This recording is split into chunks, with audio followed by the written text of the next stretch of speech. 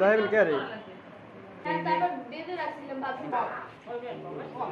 নাম আব্দুল লতিফ, সহকারী পরিচালক, দুদক সজিকা পটুয়াখালী।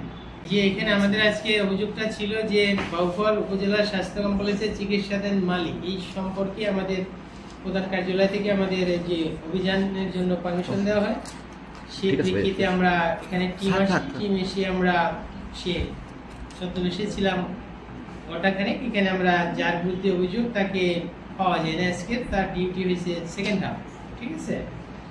ওনাকে যখন ইনি ইনচার্জ, কি নাম আপনার, ইনচার্জকে আমরা প্রশ্ন করি যে ওনার ডিউটি আছে কিনা, বললেন যে আমরা ওনাকে লিখিতভাবে ডিউটি দিই না, উনি যে হারবাল সহকারী, আমরা মৌখিকভাবে ডাক্তারদের সাথে ডিউটি দেই, তার ডিউটি হলো সেকেন্ড টাইমে একটু সাহায্য সহযোগিতা করেন।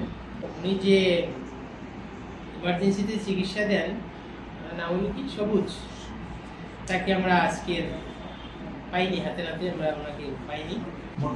মোট 6 জন ডাক্তার উপস্থিত আছেন এবং নার্সও যে কয়েকজন উপস্থিত আছেন, এবং এখানে একটু স্বল্পতা আছে। আর যারা আউটসোর্সিংয়ে আছেন তাদের কেউই বেতন পায় না 1 বছর ধরে, 12 জন।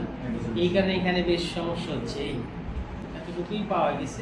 না, আমরা বলছি যে এখানে মনিটরিং আরও জোরদার করার জন্য, এবং স্বল্পতা থাকলে সেটা ঊর্ধ্বতনকে জানাইতে বলছে যে ডাক্তার নার্স এদের যদি স্বল্পতা থাকে, যে ওনাদের যারা ঊর্ধ্বতন আছেন তাদেরকে তারা এটা অবহিত করবেন। যেটা বলা হচ্ছে যে ওখানে ডিউটি দিচ্ছে, আমি এখানে আসার পরে আমি তাকে ডিউটি দেই, তাকে ডিউটি দিয়েছিলেন আমার আগে যিনি ছিলেন তিনি।